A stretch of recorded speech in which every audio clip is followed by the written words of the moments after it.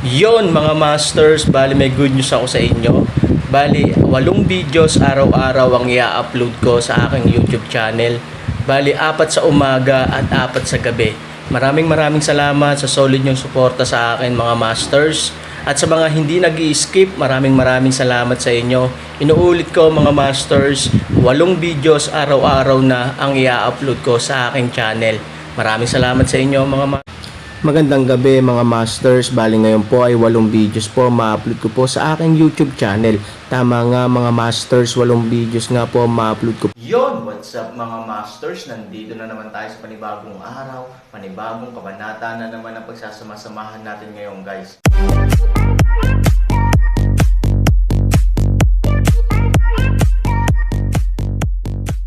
Bali mga masters, kung bago ka pa lang po sa aking YouTube channel, please click the subscribe button, lalong-lalo na po yung notification bell guys, para maging connected pa rin tayo sa isa't isa at maging updated kayo sa mga susunod ko pang video.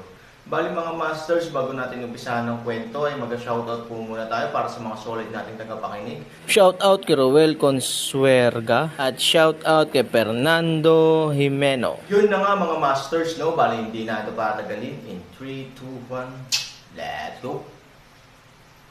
Mga master, 8 video na ang mapapakinggan nyo everyday, 4 sa umaga at 4 sa gabi. Salamat mga master. Mr. Aaron, kung dadaan ka sa nayon na ito, hindi mo magkakaroon ng tindahang ito.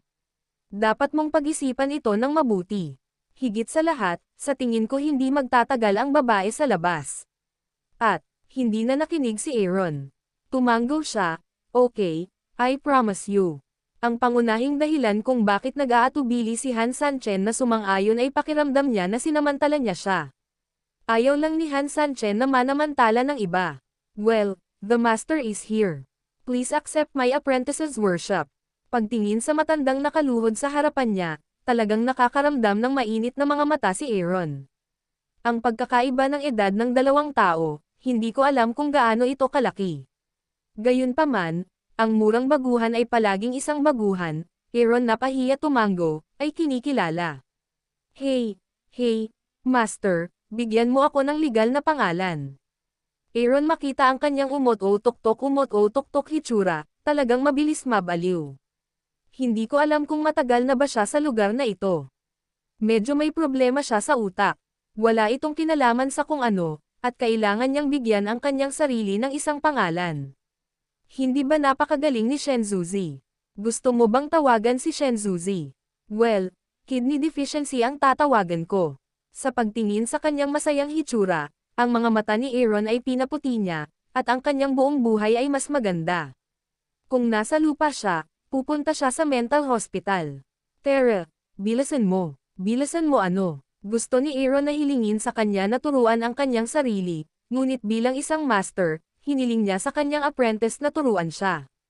Paano ito matatawag? Paano naman magiging awkward? Wuxiang Shenggong, hindi ba? Mabuti. Pagkatapos ng Shenzuzi, hiniling niya kay Aaron na magnilay ng harapan sa kanya.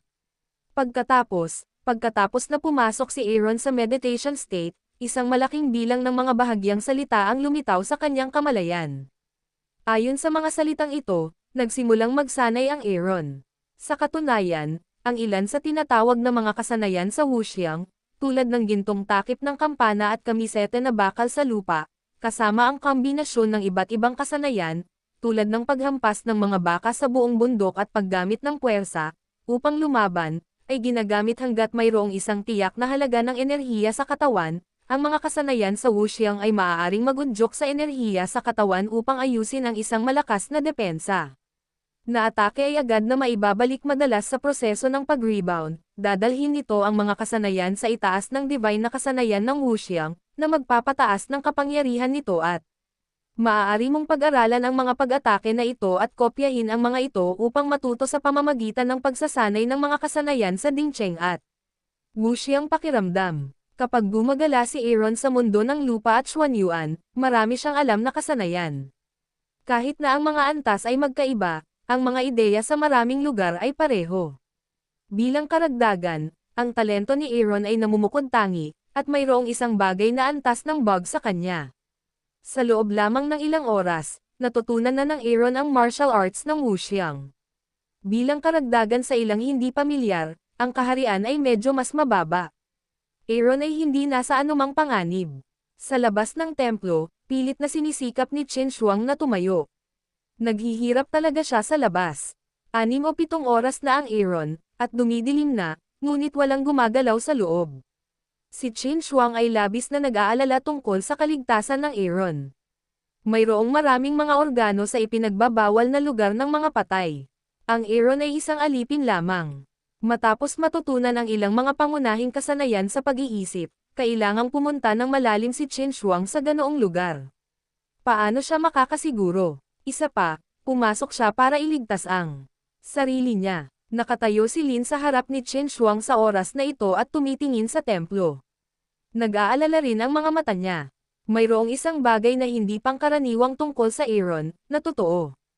Ang palakol ng pango sa kanyang katawan at ang malakas na enerhiya sa kanyang katawan ay talagang maprotektahan siya sa maraming lugar, ngunit ang problema ay sa isang banda, hindi niya alam kung paano gamitin ito, at sa kabilang banda, hindi siya magagapi.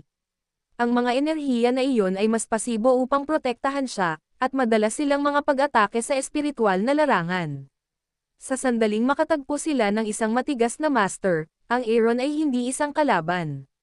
Sa madaling salita, ang Aaron ay mas katulad ng isang mangkukulam sa isang warrior's coat, ngunit sa katunayan siya ay isang mangkukulam na may mataas na halaga ng asol.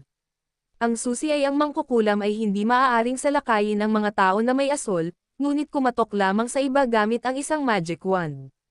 Hindi batkol sa anumang oras. Mayroong maraming mga organo sa templo ng patay na espiritu. Ito ay talagang isang katanungan kung ang maliit na salamangkero ay maaaring mabuhay. Sinabi ni Lin Long, kahit siya ay nasa panganib o hindi ka maaaring pumasok.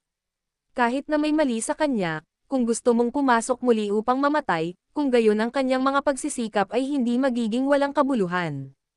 Panipi, malungkot na ibinaba ni Chen Shuang ang kanyang ulo, ngunit, hindi ko siya mapapanood na naaksidente, at hindi ko mapigilan. Isipin mo na lang siyang alipin. Hindi mahalaga sa iyo kung mamatay man siya o hindi. Hindi kayang aliwin ni Lin Long ang mga tao, siya lang ang makakatwiran. Mariing umiling si Chen Shuang, siguro dati, pero hindi ko na kaya ngayon. Dahil doon, atubiling pinisil ni Chen Shuang ang isang mapait na ngiti, sa aking mga mata, o kung ano ang sinabi sa akin ng sinuman, ang mga alipin ay mga alipin lamang.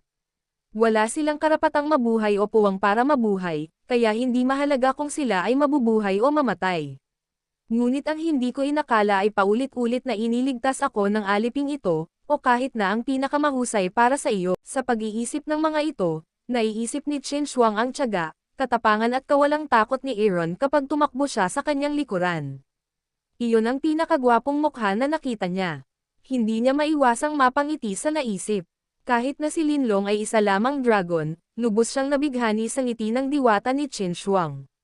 Si Chen Shuang ay napakaganda, ang mga magagandang tao ay hindi nangangahas na malapit, ngunit siya ay tumatawa, mas maganda. Sumasang-ayon din si Lin Long sa kanya.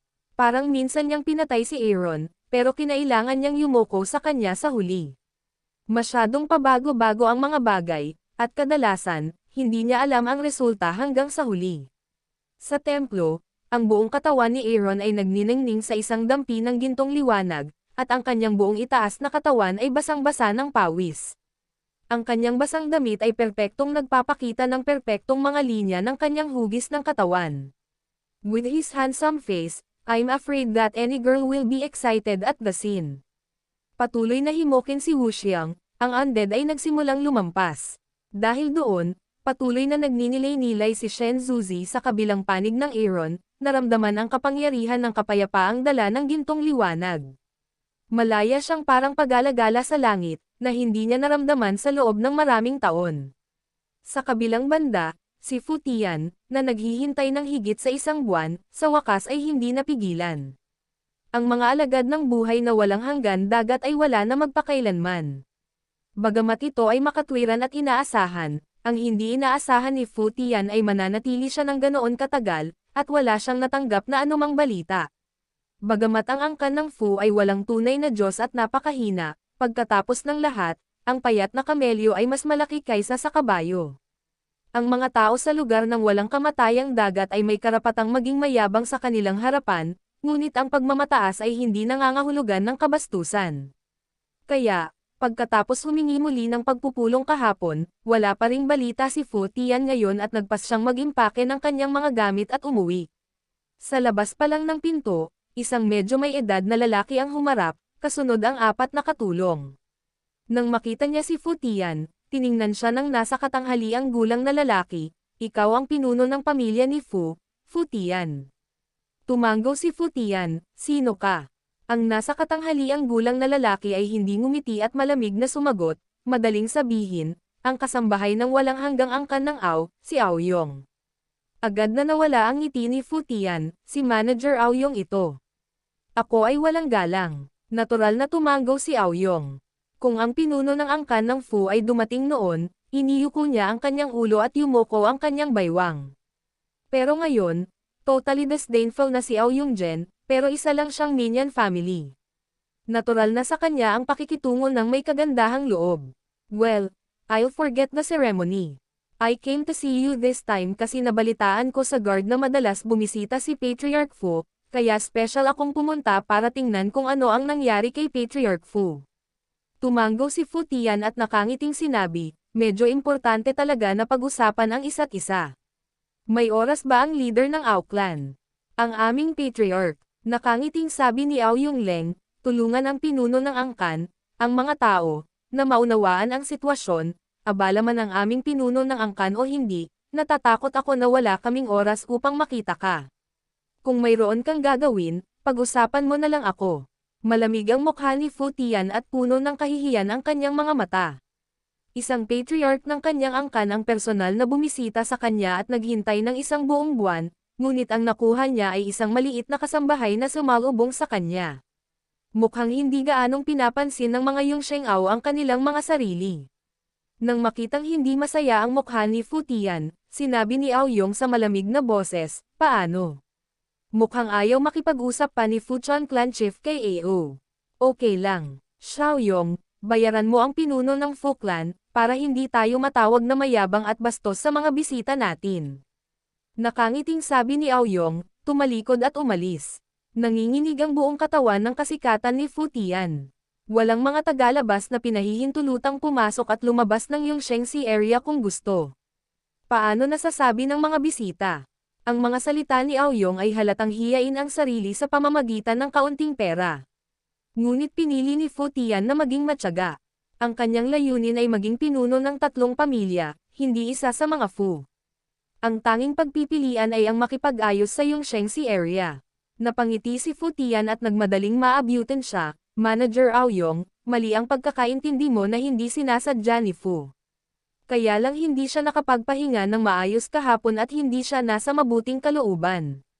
Pumasok ka na sa loob at mag-usap. Muling nanunuya si Aoyong, kahit na hindi tumitingin sa araw ng pagtulong, paraan, okay, gayunpaman, wala akong dagdag na oras para mag-aksaya ng mga boring na tao, bigyan ka ng oras, sabihin ng isang can't let me manatiling dahilan. Si Fu Tian ay patuloy na nagtiis, ngunit ang kabilang panig ay masyadong agresibo. Ang gusto kong pag-usapan kay Manager Aoyong ay tungkol sa kinabukasan ng Yongshengsi area.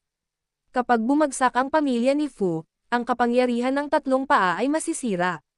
Maaari ba si Yongsheng ang lugar ng dagat ay lumalaban pa rin sa tuktok ng asol na bundok sa oras na iyon? Well, bibigyan kita ng kalahating stick ng insenso.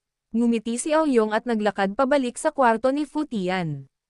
Pagdating pa lang niya sa silid, gustong makipag-usap ni Fu Tianjeng, ngunit nalaman niyang nakaupo lang si Aoyong, at nakatayo lang doon ang 4 na katulong sa likuran niya. Bigla siyang yumoko para kunin ang teapot sa mesa at lagyan ng tsaa si Aoyong. Pagkatapos uminom ni Aoyong, tumingin siya kay Fu Tian at sinabing, Fu Clan Leader, bakit sa tingin mo ang walang hanggang si area ay hindi makakalaban sa tuktok ng asol na bundok? Sa katunayan, ang dahilan kung bakit pinili ni Aoyong na makipagkita kay Fu Tian sa huling sandali ay talagang isinasaalang-alang niya ang problema ng 3 puwersa. Gayunpaman, ang lugar ng dagat ng Yongsheng ay hindi lamang nais na mapanatili ang orihinal na kaayusan. Kapag ang bawat isa ay may parehong lakas, ang 3 pamilya ay nag-check and balance sa isa't isa, kaya natural na wala silang ambisyon. Ngunit kapag ang mode ng check at balanse ay hindi balanse, ang mga makapangyarihan ay hindi papayag na pumunta sa status quo, ngunit ang kanilang ambisyon ay tataas ng malaki. May 3 kaharian sa sibilisasyon ng daigdig, at gayon din ang Wei, Shu at Wu. Kapag nagsikap ang 3 kaharian, pinipigilan nila ang isa't isa. Gayunpaman, pagkatapos magkaroon ng Jingzhou ang kaharian ng Shu, ang ambisyon nito ay pag-isahin ang buong bansa, at ganoon din ang nangyari kay Wei. Maging ang mapayapang silangang Wu ay may sariling ambisyon. Kung hindi sana napakaraming mga ekspedisyon sa hilaga sa Suchao, ngunit ang kanyang lakas ay naging dahilan upang hindi siya makapagpasya. Sa makatuwid, ang immortal na lugar ng dagat ay mayroon ding sariling mga ideya, at nais ding samantalahin ang kawalan ng laman ng pagbagsak ng tunay na Diyos ng Fushi upang labanan ang tuktok ng asol na bundok. Gayunpaman, alam din ng walang kamatayang dagat ang sarili nitong lakas, at mahina ang paghaharap sa tuktok ng asol na bundok. Kung nais mong duminahin ang mundo sa lahat ng direksyon, ang walang hanggang dagat na lugar ay maihahambing lamang sa tuktok ng asol na mga bundok ng pribado. Upang mapanatili ang isang bagong pamilya sa tuktok ng asol na bundok, sa kanilang lakas, maaari nga silang bumuo ng isang malaking bagong pamilya. Maraming malalaking pamilya sa mundo ang handang lumipat dahil dito. Gayunpaman, kakaunti ang mga pagpipilian sa lugar ng walang kamatayang dagat na may mas mababang lakas. Kahit na ito ay nilinang, hindi ito magiging kasing ganda ng tuktok ng bughaw na bundok. Sa makatuwid, ang pagkatalo ay higit na halata. Para sa kanila, ang pamilya ng FUS ang pinakamahalagang piraso ng chess para manalo sa laro. Kung tutuusin, isa ang pamilya ng FUS sa 3 pamilya.